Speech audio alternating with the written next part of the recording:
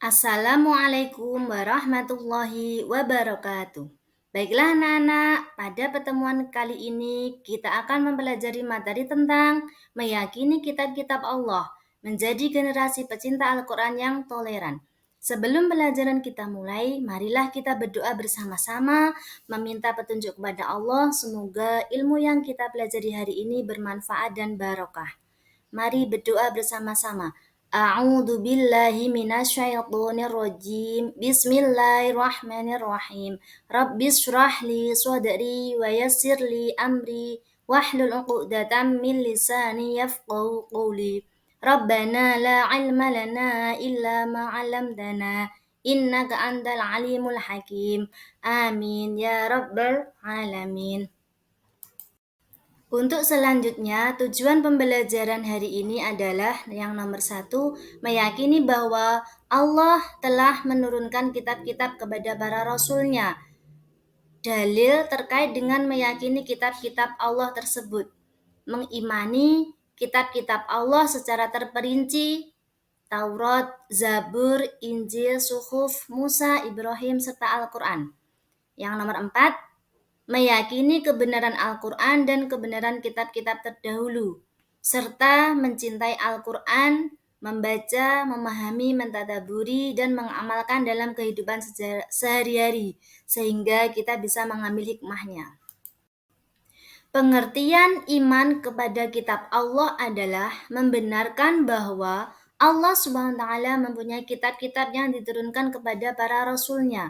Setiap muslim wajib beriman kepada semua kitab yang diturunkan oleh Allah SWT kepada para rasulnya, baik secara ijmali, global, maupun tafsili atau terperinci. Adapun dalil yang terkait dengan iman kepada kitab Allah adalah dijelaskan dalam Al-Quran surat An-Nisa ayat 136 yang berbunyi A'udzu billahi minasyaitonir rajim. Bismillahirrahmanirrahim. Ya ayyuhalladzina aminu billahi wa rasulihi wal kitabil ladzi nazzala ala rasulihi الذي نزل على رسوله والكتاب الذي أنزل من قبل ومن يكفر بالله وملائكته وكتبه واليوم الآخر فقد ضل ضلالا بعيدا.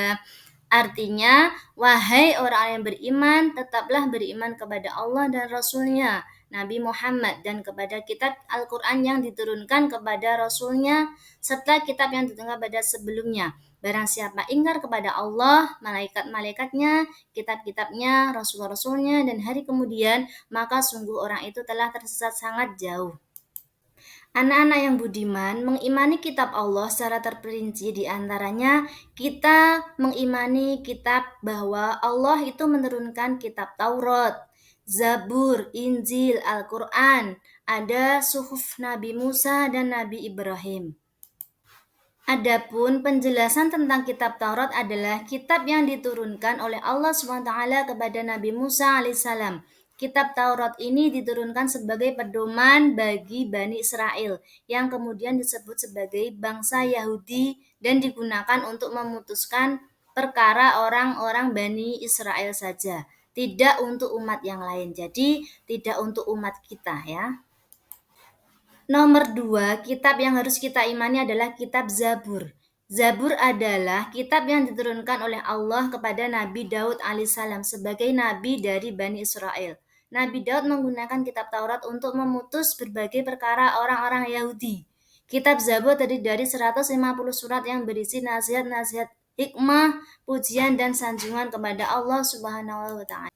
Yang nomor 3 adalah kitab Injil. Kitab Injil adalah kitab yang diturunkan oleh Allah SWT kepada Nabi Isa alaihissalam untuk membenarkan kitab Taurat yang mengandung nilai-nilai yang dapat menyelamatkan umatnya dari kesesatan dalam akidah dan amal perbuatannya seperti tauhid, yakni memberantas syirik dan berhala yang menjadi sumber khurafat dan kebatilan. Kitab Injil juga berisi petunjuk dan pengajaran baru, salah satunya adalah ajaran yang memberitahukan bahwa akan muncul seorang nabi yang mempunyai sifat-sifat mulia. Syariatnya lebih sempurna dan bersifat universal atau menyeluruh. tidak terbatas oleh waktu dan tempat. Dia adalah nabi penutup dan rasul terakhir, yaitu Nabi Muhammad SAW. Anak-anak, selain dari kitab tersebut, kita juga harus mengimani suhuf Nabi Musa dan Ibrahim. Suhuf Nabi Musa dan Ibrahim adalah lembaran-lembaran yang diturunkan oleh Allah kepada Nabi Musa dan Ibrahim. Lembaran-lembaran ini sudah hilang dan tidak diketahui isinya. Namun sebagian isi suhuf-suhuf itu ada yang diberitakan di dalam Al-Quran dan hadis. Misalnya ajaran suhuf Nabi Musa alaihissalam dan Nabi Ibrahim alaihissalam yang terdapat dalam Al-Quran surat An-Najm ayat 36 sampai 41 yang berisi tentang seseorang yang berdosa tidak akan memikul dosa orang lain. Yang kedua, manusia hanya memperoleh apa yang telah diusahakannya. Yang ketiga, perbuatan manusia kelak akan diperlihatkan kepadanya. Dan yang keempat, perbuatan manusia akan diberi balasan kepadanya dengan balasan yang paling sempurna. Anak-anak, untuk yang terakhir adalah kitab Al-Quran. Kitab Al-Quran ini adalah merupakan wahyu Allah yang diturunkan kepada Nabi Muhammad SAW. Al-Quran merupakan wahyu Allah terakhir yang membawa kebenaran, mencangkup isi dan membenarkan kitab-kitab sebelumnya, yaitu Taurat, Zabur, dan Injil. Dalam Al-Quran ini lebih sempurna ya isinya. Al-Quran sudah ditulis sejak awal pewahyuan.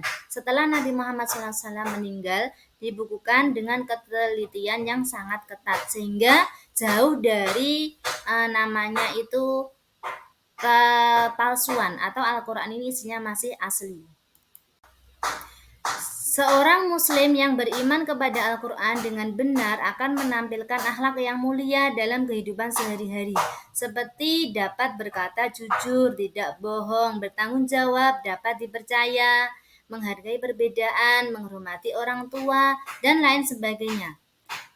Adapun manfaat dari kita mempelajari Al-Quran adalah hubungan yang harmonis di antara orang-orang yang beriman kepada kitab Allah dapat diwujudkan dalam perilaku.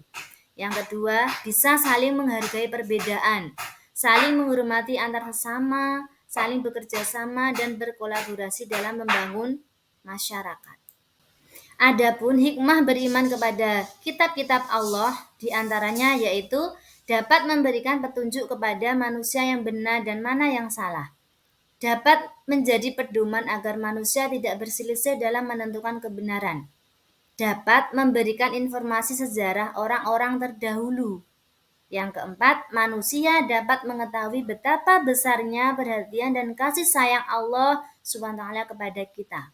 Dan yang kelima, manusia atau kita yang beriman akan dapat mengetahui dan membedakan mana yang baik dan mana yang buruk. Karena di dalam kitab dijelaskan tentang perilaku yang baik dan perilaku yang buruk. Demikianlah yang dapat saya sampaikan. Semoga ada guna dan manfaatnya. Saya akhiri. Ihdinas syiratal mustaqim. Wassalamualaikum warahmatullahi wabarakatuh.